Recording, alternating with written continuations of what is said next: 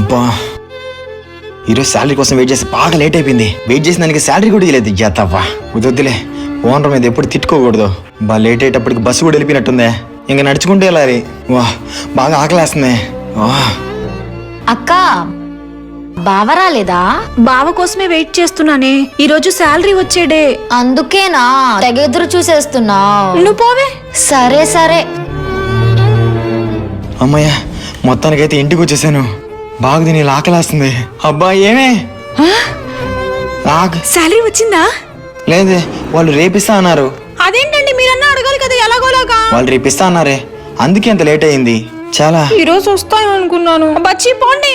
రానైనా రా, ఎప్పుడు తిన్నావో ఎంత ఆకలితో ఉండవా. కూర్చోమ్మా. నేను పట్టుకుంటా.